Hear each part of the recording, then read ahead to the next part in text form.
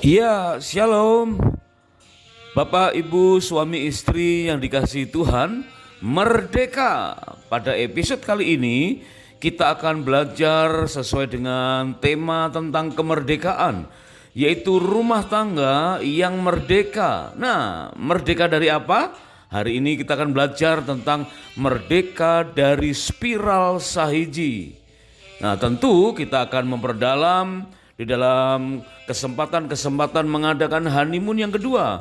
Karena masa-masa bulan madu yang kedua adalah masa yang sangat penting. Sesuai dengan channel ini ditujukan agar kita berkesempatan untuk menguliti kelemahan-kelemahan kita berkeluarga di masa-masa yang lalu. Dan kita sepakat dan rela untuk belajar dari kesalahan.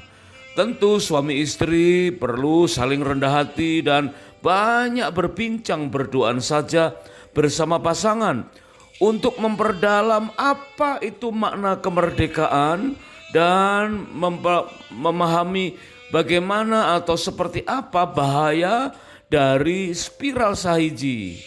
Nah, mungkin ada kesaksian atau pendapat, komentar ya atau pengamatan yang serupa dengan episode pada kali ini. Silakan untuk menulis di kolom komentar supaya kita bisa belajar bersama. Nah, pada episode kali ini benar-benar kita akan mempelajari seputar bagaimana kita bisa mengalami kemerdekaan yang seutuhnya, terutama kemerdekaan dari spiral sahiji. Yuk kita mulai. Kita ingat kembali bahwa pernikahan adalah kesatuan dari dua pribadi dan masing-masing sebagai makhluk rohani yang berjiwa dalam tubuh yang bersifat sementara. Nah, inilah uniknya kita, bahwa setiap kita terdiri dari tubuh, jiwa, dan roh. Meskipun kita tahu tubuh itu bersifat sementara dan kita ini adalah makhluk rohani yang berjiwa. Dan di dalam jiwa itu ada pikiran, perasaan, dan keinginan. Sebab itu dalam Ulangan pasal yang ke-24 ayat yang kelima, firman Tuhan mengamanatkan agar setiap mempelai di tahun-tahun yang pertama bebas tugas, tidak boleh berperang, tidak boleh disibukkan oleh aktivitas rumah tangga yang lain, tetapi khusus berduaan dan saling menyenangkan, saling menyukakan hati. Mengapa?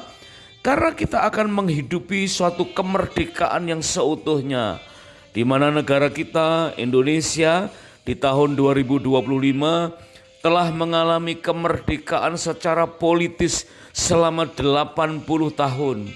Namun, apakah kemerdekaan dalam segala hal telah terjadi pula dalam kehidupan rumah tangga kita?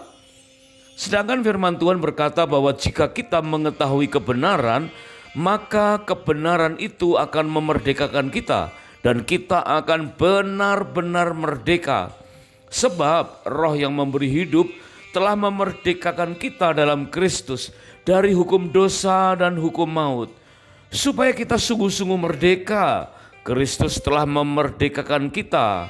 Nah, mari kita meneliti hukum yang sempurna, yaitu hukum yang memerdekakan dan bertekun di dalamnya.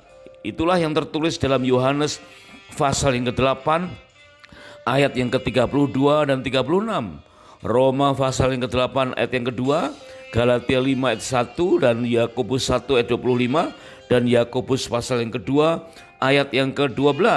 Nah, kemerdekaan yang seutuhnya itu bukan hanya sekedar kemerdekaan secara politis, di mana Indonesia sudah 80 tahun. Bukan pula kemerdekaan secara ekonomi atau keuangan atau finansial. Bukan pula sekedar kemerdekaan secara sosial ataupun budaya. Ya, tetapi kita rindu mengalami kemerdekaan seutuhnya. Terutama dalam hal ini adalah kemerdekaan di alam roh, yaitu bebas dari pengaruh-pengaruh spiral sahiji yang selama ini mungkin kita kurang memahaminya. Jadi benar-benar lebih dari kemerdekaan secara politis, ekonomi, ataupun sosial. Rumah tangga kita perlu mengalami kemerdekaan secara spiritual. merdeka dan memenangkan peperangan secara rohani seperti yang tercantum dalam Efesus 6 ayat yang ke-12, dengan membebaskan diri kita, rumah tangga kita dari pengaruh spiral sahiji atau okultisme. Kita tahu okultisme berasal dari dua kata, yaitu okult, kegelapan, dan isme atau aliran. Sehingga rumah tangga kita haruslah bebas dari kuasa kegelapan atau disebut sebagai spiral sahiji. Sebab pengaruh buruknya berdampak bagaikan sel kanker yang sangat membahayakan.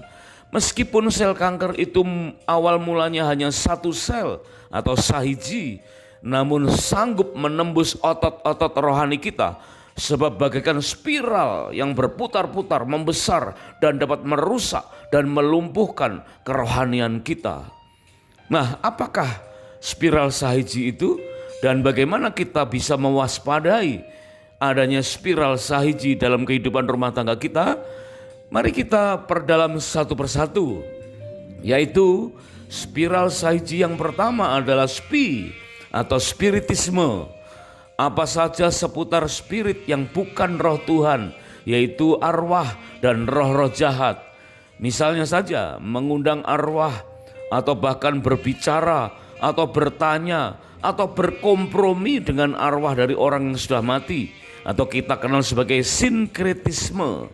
Kegiatan ini dianggap sebagai perzinahan secara rohani dan sebagai kenajisan di mata Tuhan. Dalam Imamat 19 ayat yang ke-31, dosa semacam ini, sinkretisme atau spiritisme, pernah dilakukan oleh seorang raja besar, Raja Israel, Saul namanya. Dan Raja Saul pernah waktu stres, perlu nasihat, dia datang kepada seorang dukun wanita di Endor dan ingin mengundang arwah Nabi Samuel yang telah mati. Dan kita tahu bahwa itu adalah setan yang menyerupai Samuel. Di dalam 1 Samuel 28 ayat 3 sampai dengan 14. Keadaan orang yang berhubungan dengan arwah disebut sebagai kejijikan, ketidaksetiaan, dan menimbulkan sakit hati Tuhan. Mereka layak untuk dihukum mati. 2 Raja-Raja pasal 23 ayat 24, 1 Tawaris 10 ayat 13, 2 Tawaris 33 ayat yang ke-6, dan Yesaya pasal 8 ayat yang ke-19, pasal 26 ayat 14 sampai dengan 19. Nah, Tuhan Yesus memberikan rambu bahwa antara orang yang hidup dan yang mati terbentang jurang yang tak terseberangi. Dan jelas bahwa berupaya saja untuk berhubungan, apalagi bertanya dengan arwah orang yang sudah mati, itu merupakan kejijikan di mata Tuhan.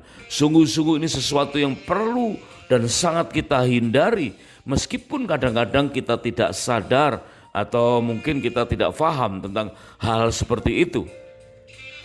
Maka pesan buat saudara kita yang punya tradisi untuk membersihkan makam atau tradisi-tradisi hari-hari tertentu yang melibatkan spirit atau arwah orang yang mati. Nah, hati-hati ya, sebatas membersihkan benda-benda itu no problem. Membersihkan rumah, bahkan membersihkan makam, silakan saja. Tetapi ketika dalam hati kita berbicara atau berupaya bertanya ya, atau mengungkapkan isi hati kita dengan berterima kasih, kelihatannya sepele. Berterima kasih kepada arwah dari opa yang dimakamkan, tapi itu di mata Tuhan sudah dianggap sebagai kekejian, kejijikan, ketidaksetiaan. Karena di situ kita jatuh dalam dosa spiritisme dan tergolong sebagai sinkretisme. Ya, kemudian spiral sahiji yang kedua adalah ral atau ilmu ramal, yaitu upaya-upaya untuk memprediksi atau ingin mengetahui masa depan dengan cara yang bukan berasal dari ketetapan atau janji firman Tuhan.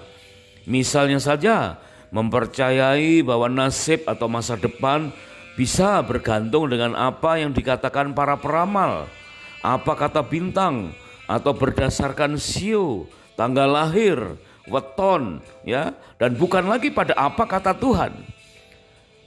Dan dosa ilmu ramal ini antara lain karena percaya pada palmistry atau garis tangan ya, geotis, astrologi Weda, kartu tarot, ya, ilmu telaah melalui bola kristal, burung gelatik dan lain-lainnya.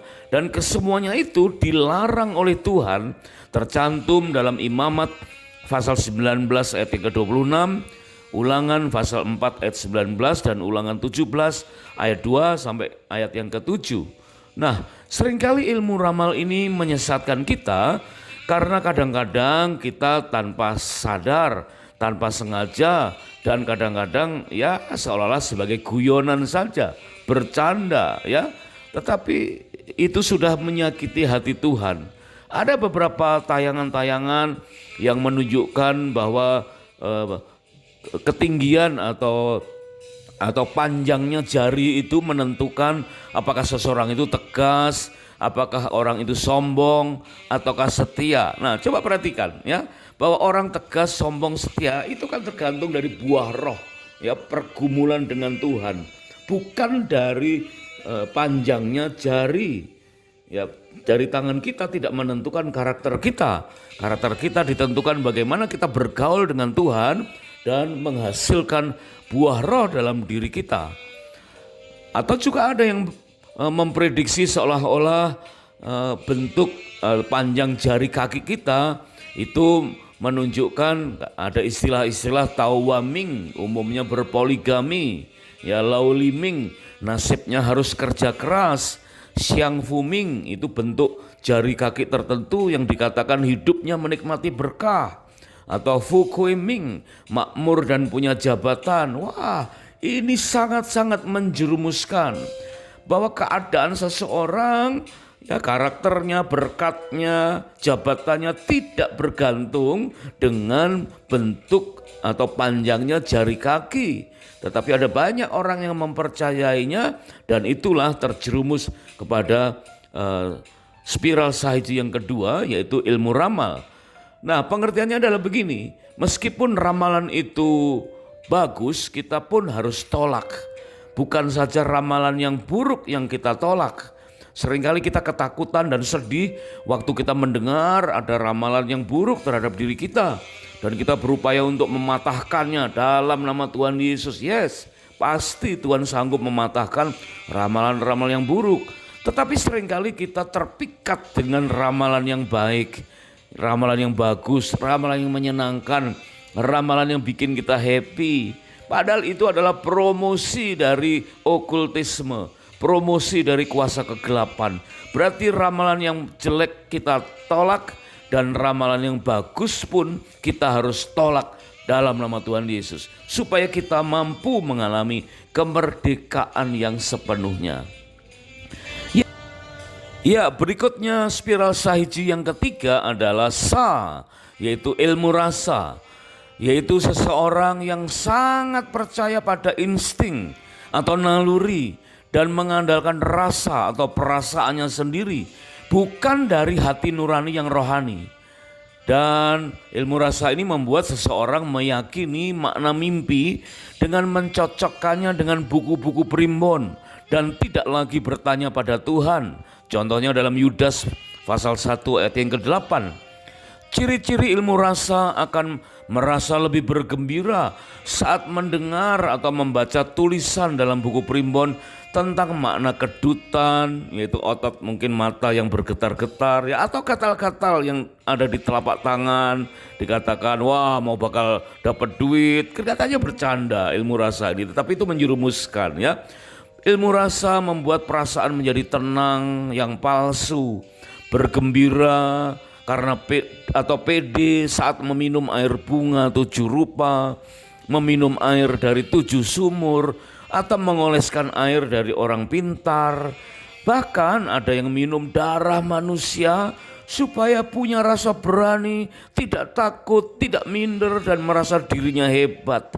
Orang demikian digambarkan seperti Raja Fir'aun yang mengeraskan hatinya dan tidak mendengarkan apa kata Tuhan. Ternyata ilmu rasa ini sesuatu yang sangat-sangat membahayakan karena seringkali kita tidak menyadarinya dengan perasaan-perasaan yang bukan berasal dari Tuhan.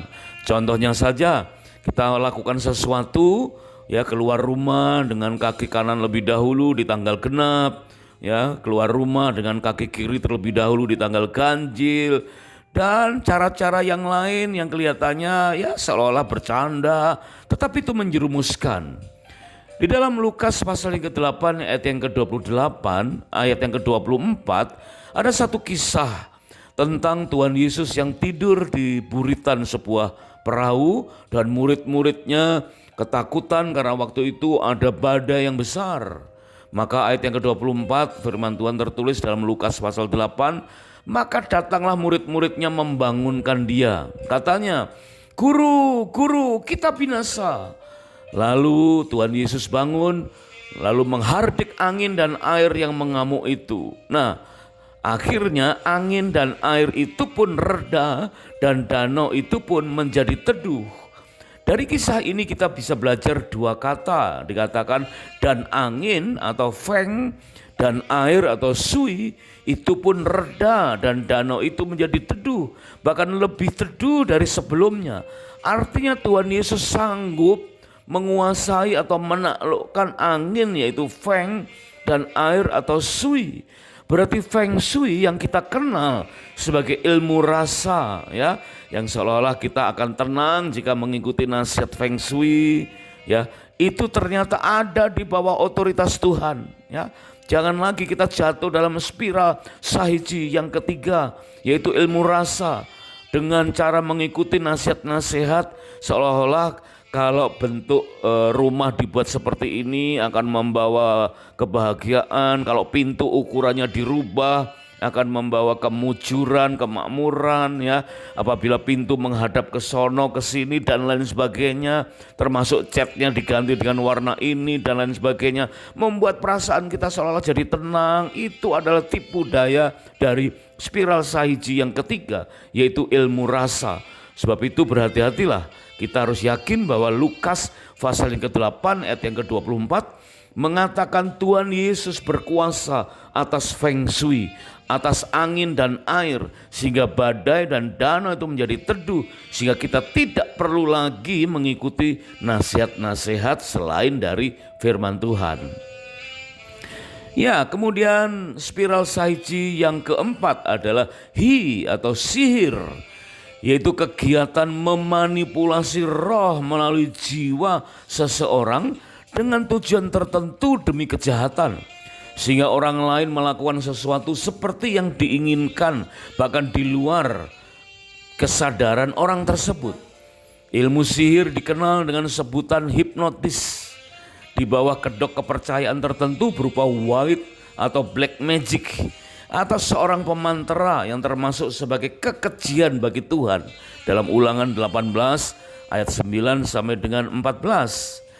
Dan hi ayat atau ilmu sihir ini biasa disebut pula dengan istilah gendam, guna-guna, santet, tenung, atau berupa permainan jai langkung. Kelihatannya permainan, ya, atau mengirimkan benda-benda ke tubuh seseorang, atau menyiksa orang, ya, orang lain melalui semacam boneka dengan ilmu voodoo untuk menyakiti seseorang di tempat yang lain. Dosa ini berdampak pada keturunan yang ketiga dan yang keempat, tertulis dalam Keluaran pasal 34 ayat yang ke-7. Betapa bahayanya, ya, spiral sahiji yang keempat, yaitu ilmu sihir ini. Dikatakan ilmu sihir disebut sebagai persundalan karena pernah dilakukan oleh Isabel dalam 2 Raja-Raja 9 ayat yang ke-22. Tuhan telah membuang kaum keturunan Yakub yang melakukan tenung dan sihir seperti orang Filistin.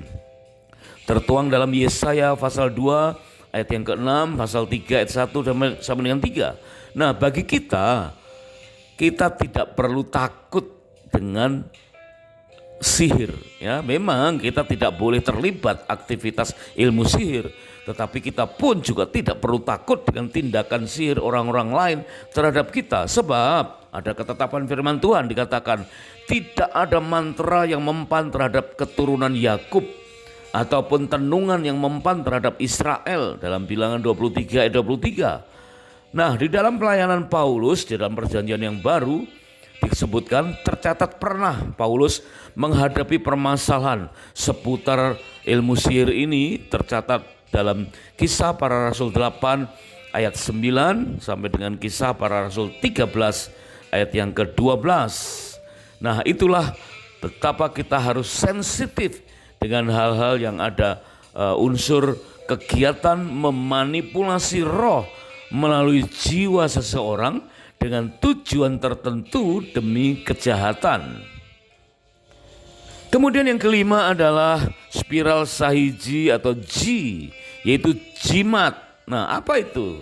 Ya, jimat yaitu semua kegiatan seputar menyimpan atau memiliki benda-benda yang dianggap keramat atau punya tuah atau bertuah.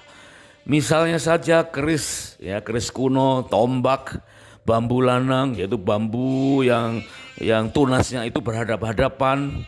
Kemudian ada juga cincin akik yang diisi, ya, kalung, gelang kaki, gelang tangan, sabuk atau ikat pinggang, kumis macan sebagai ajian kewibawaan dan keperkasaan.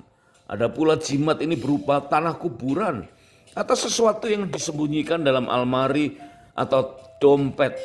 Ya, bisa saja menempelkan tulisan tertentu atau menaruh benda-benda berupa cermin, bungkusan atau kantong kecil di atas ambang pintu yang diyakini memiliki tuah atau kuasa menolak bala.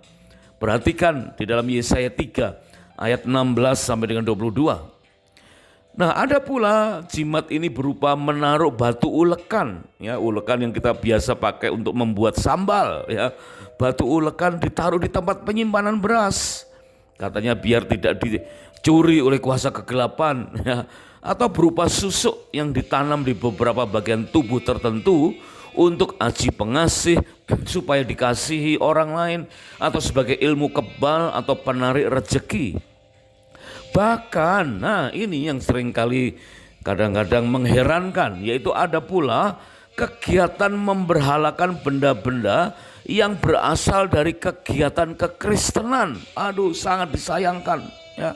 Misalnya saja menyimpan roti atau anggur perjamuan kudus dengan maksud untuk kekebalan tubuh, menanam Alkitab untuk fondasi rumah. Wah, memang membangun rumah dasarnya harus firman Tuhan, tapi bukan Alkitab yang ditanam, tetapi firman Tuhan yang kita hidupi.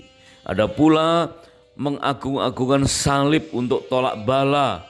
Wah, ini jimat, ya, tetapi dari benda-benda dari kegiatan rohani.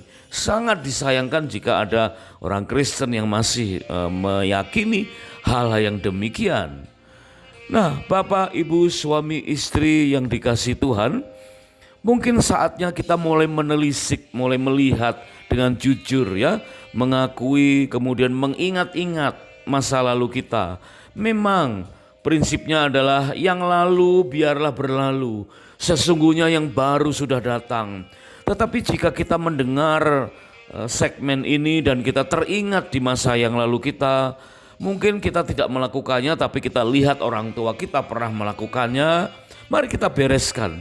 Mari kita lihat, adakah salah satu saja dari kelima spiral sahiji ini yang pernah terjadi dalam rumah tangga kita. Entah rumah tangga kita sekarang atau rumah tangga kita di pohon keluarga atau family tree dari orang tua kita. Ya, mari kita dengan jujur masing-masing mengakui dengan pasangan. Kita harus sungguh-sungguh memahami tentang 5 hal dari spiral sahiji ini. Sebab akan memudahkan kita untuk mengalami kemerdekaan yang sepenuhnya. Jangan sampai keluarga kita tidak mendapat bagian dalam kerajaan Allah. Galatia 5 ayat 19 sampai 21 dan Wahyu 21 ayat yang ke-8, alias dikatakan tidak akan masuk surga. Jika pasangan suami istri ternyata ada, ya, yang terlibat salah satu saja dari spiral sahiji, segeralah berbalik kepada Tuhan. Selesai atau sepulang dari honeymoon yang kedua ini, mari lakukan, ya, tindakan iman. Mungkin kalau perlu carilah konselor, berkonsultasi, minta pelayanan khusus, bertobat dan utamakan hidup kudus. Sebab Tuhan itu kudus dalam Imamat 19 ayat yang kedua. dan 1 Petrus 1 ayat 14 ayat yang sampai dengan 16. Kejarlah kekudusan, sebab tanpa kekudusan tidak seorang pun akan melihat Tuhan, dalam Ibrani 12 ayat yang ke-14. Nah, jika kita ingin mengucapkan kata merdeka, merdeka, merdeka, biarlah rumah tangga kita sepenuhnya merdeka dalam segala hal, dalam segala bidang. Merdeka bukan hanya sekedar secara politik, bukan sekedar secara keuangan, bukan sekedar secara sosial, tetapi terlebih lagi merdeka secara spiritual. Jika roh kita merdeka, kita sanggup menghadirkan Tuhan, dan Tuhan segera mengubah air menjadi anggur. Nah, adakah spiral sahiji dalam rumah tangga kita yang mungkin masih samar-samar ya? Silakan untuk difahami di waktu-waktu berikutnya dan segera lari kepada Tuhan seperti anak bungsu. Begitu menyadari bahwa dia jatuh dalam dosa dan menghabiskan harta orang tuanya, dia sudah jatuh dalam perzinahan, maka anak bungsu ini kembali lari kepada bapaknya, dan lihatlah bapa bangkit berdiri dan menyambut anaknya dan memberikan jubah yang baru, mengenakan cincin dan mengadakan pesta, karena dikatakan anak yang sudah mati itu sekarang hidup kembali. Bukan sekedar anaknya pulang, tetapi anak yang mati sekarang sudah hidup kembali. Terimalah kemerdekaan dari Tuhan, kemerdekaan di alam spiritual, di alam roh kita, supaya kita benar-benar mengalami kemerdekaan seutuhnya. Dan setelah itu jaga agar tidak mengalami spiral sahiji lagi. Jagalah hatimu dengan segala kewaspadaan, karena dari situlah terpancar kehidupan. Tuhan memberikan wewenang kepada kita untuk kita mampu menjaga hati kita dengan segala kewaspadaan, karena dari situlah terpancar kehidupan. Nah, apa yang terjadi? Meskipun semua spiral sahiji sudah kita ketahui saat ini, bisa saja nanti beberapa waktu berikutnya kita akan mengetahui hal-hal yang lain. Di waktu-waktu mendatang baru Tuhan singkapkan beberapa hal yang lain. Mari kita terbuka ya, dalam perjalanan bulan madu kali ini atau dalam perjalanan honeymoon berikutnya kita akan dapatkan pembelajaran secara lebih terbuka di antara suami dan istri, sehingga mengalami kemerdekaan sepenuhnya dan rela belajar dari kesalahan. Betapa pentingnya pemahaman tentang spiral sahiji dan mengalami kemerdekaan. Merdeka, merdeka, merdeka. Terima kasih sudah menyimak. Kami sangat bersukacita jika episode ini menjadi berkat dan berkenan untuk subscribe atau like, dan silakan di-share pada pasangan-pasangan yang lain. Jika ada kesaksian, pertanyaan, atau pengamatan yang serupa, silakan ditulis di kolom komentar supaya menjadi berkat buat kita semuanya. Sampai jumpa pada episode berikutnya, dan kiranya Tuhan memberkati kita dan rumah tangga kita dengan berlimpah-limpah-limpah. God bless.